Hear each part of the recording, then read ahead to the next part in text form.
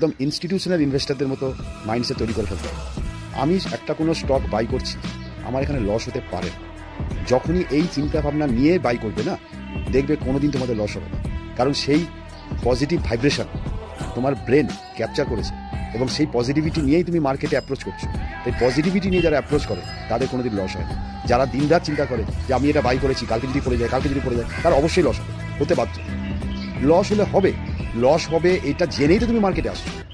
Loss হলে সেটা রিকভারও হবে, একটু সময় দিতে হবে। কি হয়েছে, তোমার একটা ফান্ড ছিল, সেটা তুমি একটা জায়গায় ইনভেস্ট করেছো, কয়েকদিনের জন্য সেটা মাইনাস দেখাচ্ছে, নেগেটিভ দেখাচ্ছে, সো হোয়াট, আবার কালকে পজিটিভ হবে।